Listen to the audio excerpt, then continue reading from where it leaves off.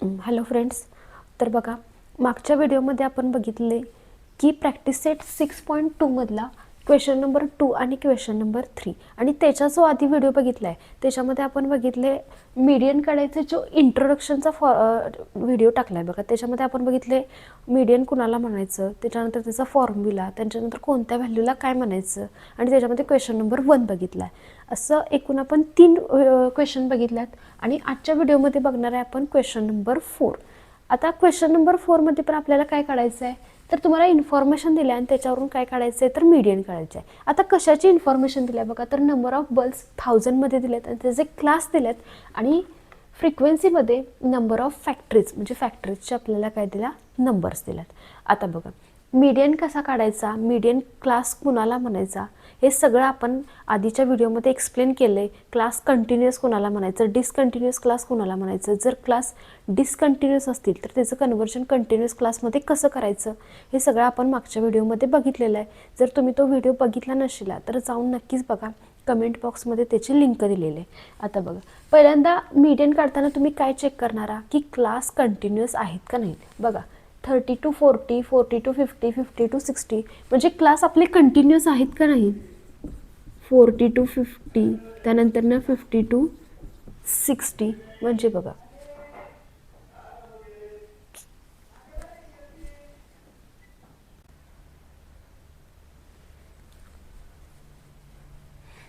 तर तुम्हाला असे क्लास दिलेले आहेत. मग आता बघा, क्रॉसचे नंबर आपले काय आहेत, सेम आहेत म्हणजे आपला क्लास काय आहे, कंटिन्युअस आहेत. मग जर क्लास कंटिन्युअस असतील तर त्याचं कन्वर्जन करायची गरज आहे काय, नाही.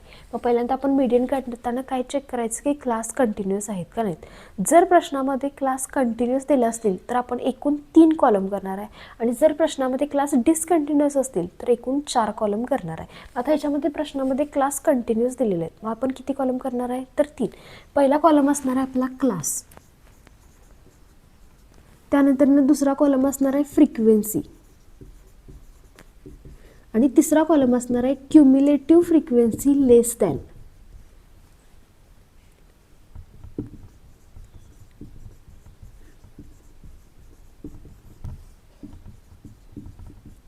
असं आपण एकूण किती कॉलम करणार आहे, तर 3 कॉलम करणार आहे. आता क्लास तुम्हाला कशाचे दिले आहेत, तर नंबर ऑफ बल्ब्स दिलेत आणि फ्रिक्वेन्सी कशाची दिल्या, तर नंबर ऑफ फॅक्टरीज.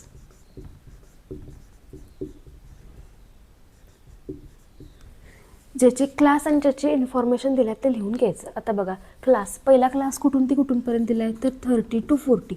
जे क्लास प्रश्नामध्ये दिले आहेत ते आहे तसे क्लास लिहून घ्यायचे आहेत. पुढचा क्लास दिला आहे 40 to 50, त्यानंतरनं 50 to 60, 60 to 70, त्यानंतरनं 70 to 80, 80 to 90 आणि लास्टचा क्लास दिला आहे आपल्याला 90 to 100. जे क्लास दिलेत ते लिहून घेतलेत. पुढचा कॉलम आहे आपला फ्रिक्वेन्सी. फ्रिक्वेन्सी प्रश्नातली लिहून घेऊया. पहिली फ्रिक्वेन्सी दिल्या 12, त्यानंतरनं दिल्या 35, त्यानंतर दिल्या 20, त्यानंतरनं 15, त्यानंतरनं 8, 7 आणि लास्टची फ्रिक्वेन्सी आपल्याला किती दिल्या, तर 8 दिल्या. आता पहिले जे 2 कॉलम आहेत ते प्रश्नात बघून आहे तसे तयार करायचे आहेत. आता पुढचा कॉलम आहे आपला क्युम्युलेटिव्ह फ्रिक्वेन्सी लेस दॅन. आता हा कॉलम कसा तयार करायचा बघा, सांगितले मागच्या व्हिडिओमध्ये. पहिली जी फ्रिक्वेन्सीची व्हॅल्यू आहे ती आहे तशी लिहायची. मग पहिली फ्रिक्वेन्सीची व्हॅल्यू आपली किती आहे, तर 12. ती व्हॅल्यू आहे तशी लिहायची. कोणत्या कॉलममध्ये, तर क्युम्युलेटिव्ह फ्रिक्वेन्सीच्या.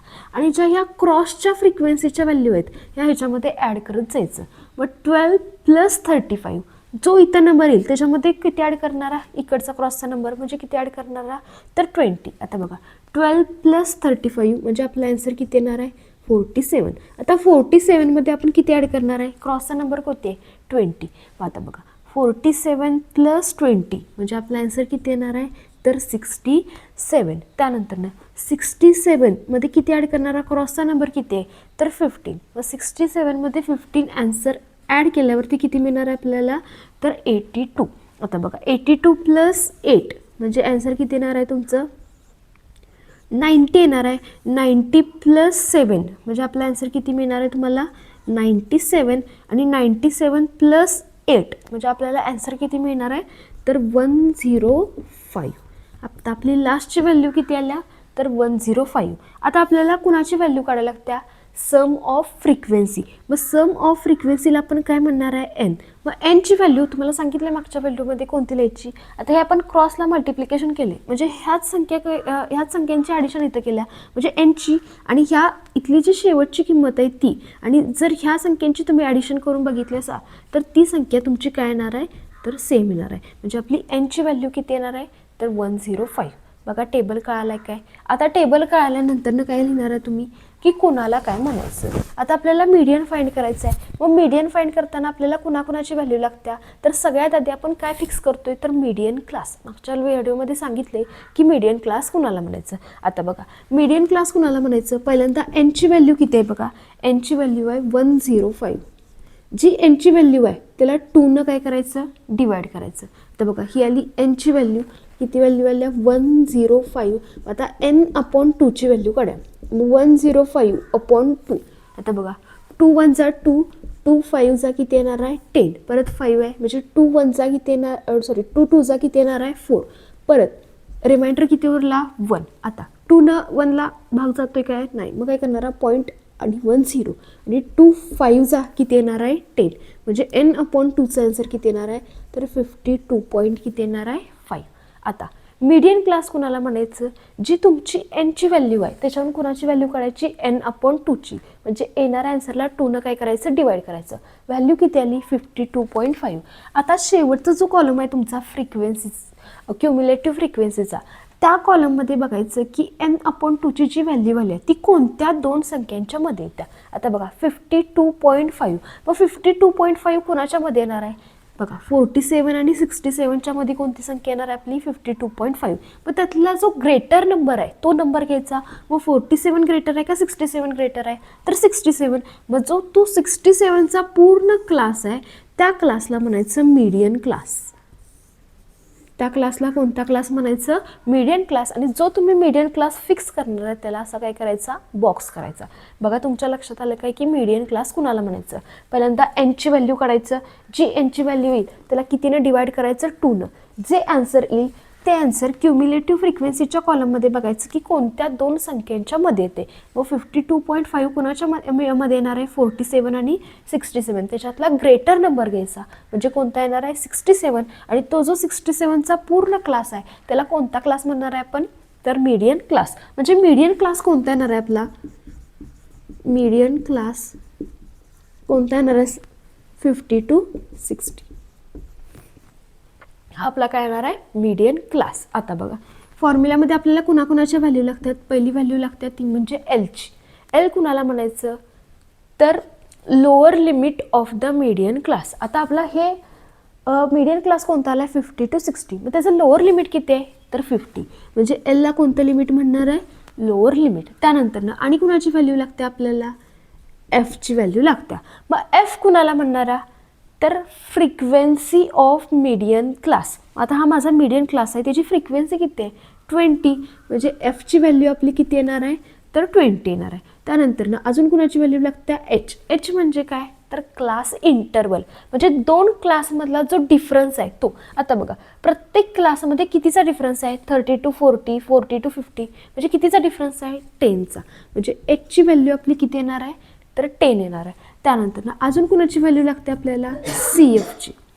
मग सी एफची व्हॅल्यू किती येते बघा, सी एफ कुणाला म्हणायचं, तर cumulative frequency less than, cumulative frequency less than. म्हणजे सी एफ म्हणजे काय असणार आहे आपलं, क्युम्युलेटिव्ह फ्रिक्वेन्सी. कुणाची cumulative frequency, class preceding to the median class. म्हणजे जो तुमचा मीडियन क्लास असेल त्याच्या प्रेसिडिंग म्हणजे काय, आधीच्या क्लासची क्युम्युलेटिव्ह फ्रिक्वेन्सी. आता हा माझा मीडियन क्लास आहे. मग मीडियन क्लासची क्युम्युलेटिव्ह फ्रिक्वेन्सी किती आहे 67. मग ह्याची घ्यायची का मीडियन क्लासची, नाही, तर त्याच्या आधीच्या क्लासची क्युम्युलेटिव्ह फ्रिक्वेन्सी म्हणजे किती येणार आहे, तर 47 व्हॅल्यू येणार आहे. आता ह्या व्हॅल्यू आपल्याला लागतात. आता फॉर्म्युला लिहूया. काय फॉर्म्युला आहे बघा, median is equal to L plus N upon 2 minus C F upon F आणि इंटू एच. आता बघा फॉर्म्युल्यामध्ये व्हॅल्यू पुट करूया. एल प्लस, मग एलची व्हॅल्यू किती आहे 50 प्लस एन अपॉन 2. आता एन अपॉन 2ची व्हॅल्यू आपल्याकडे किती आहे 52.5 मायनस सी एफची व्हॅल्यू किती आहे तर 47 अपॉन एफची व्हॅल्यू किती आहे 20 आणि इंटू एचची व्हॅल्यू किती आहे 10. आता आधी काय करून घ्यायचं तर ब्रॅकेट सॉल्व्ह करून घ्यायचं. तर 50 प्लस आता यांची सबस्ट्रॅक्शन करा. 52.5 आणि मायनस किती करायचं आहे आपल्याला 47. आता इथं काय नाही आहे म्हणजे पॉईंट आणि किती लिहिणार आहे 0. 5 मायनस 0 किती आन्सर येणार आहे 5 आणि 52 मायनस 47 म्हणजे आपला आन्सर किती येणार आहे तर 5 आणि पॉईंटच्या खाली काय देणार आहे पॉईंट. म्हणजे याचं आन्सर किती आलं आहे तुमचं 5.5 अपॉन किती लिहिणार आहे 20 आणि इंटू किती लिहिणार आहे 10. आता बघा 10 1 जा 10, 10 2 जा किती येणार आहे 20. आता काय करायला आहे 50 प्लस 5.5 आणि अपॉनला किती राहिलं आहे आपलं तर 2 राहिले. आता बघा यांची डिव्हिजन करून बघा. हा 2 5.5 कितीचं बघा 2 2 जा किती येणार आहे 4. 5 मायनस 4 किती येणार आहे तर 1 येणार आहे. त्यानंतर ना आता पॉईंट आहे म्हणजे याच्यामध्ये पण किती देणार काय देणार तुम्ही पॉईंट. आता हा 5 कॅरी केला 2 7 जा किती येणार आहे 14. मग 15 मायनस 14 रिमाइंडर किती उरणार आहे 1.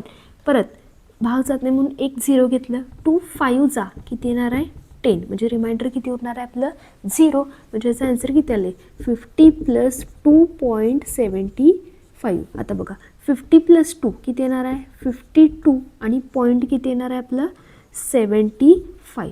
आता हा तुमचा काय असणार आहे मीडियन. आता बघा क्वेश्चनमध्ये तुम्हाला नंबर ऑफ बल्ब्स इन कशामध्ये दिल्यात 1000मध्ये दिल्यात. म्हणजे येणाऱ्या ॲन्सरला आपण कितीनं मल्टिप्लाय करणार आहे तर 1000नं मल्टिप्लाय करणार आहे. आता बघा मल्टिप्लिकेशन करायची गरज नाही. जी ही संख्या आहे ती आहे तशी लिहायची 5 2 7 आणि 5. फक्त याच्यामध्ये पॉईंट द्यायचं नाही. आता 1000वरती किती 0 आहेत 3. मग आता आपण ॲन्सरमध्ये पण किती 0 देणार आहे 3. आता किती डिजिट सोडून पॉईंट आहे 1 आणि 2. 2 डिजिट सोडून पॉईंट आहे म्हणजे आपण ॲन्सरमध्ये पण किती डिजिट सोडून पॉईंट देणार आहे 2. 1 आणि 2. मग 2 डिजिट सोडून पॉईंट दिला. आपला आन्सर किती आलं आहे 5 2 7 5 आणि 0. आणि पॉईंट नंतरच्या 0ला काही व्हॅल्यू नसत्या म्हणजे आपला आन्सर किती येणार आहे 52,715.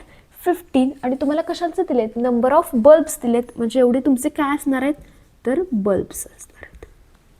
बघा तुम्हाला डिव्हिजन ते व्यवस्थित एक्सप्लेन केले. सगळे कॅल्क्युलेशन करून दाखवल्यात. स्क्रीनशॉट मारून घ्या आणि नंतर तुमच्या नोटबुकमध्ये नोट करा. काही शंका असतील तर नक्कीच विचारा. आणि जर तुम्हाला व्हिडिओ आवडला असेल टीचिंग आवडलं असेल तर व्हिडिओला लाईक करा शेअर करा आणि चॅनलला सबस्क्राईब करा. थँक्यू.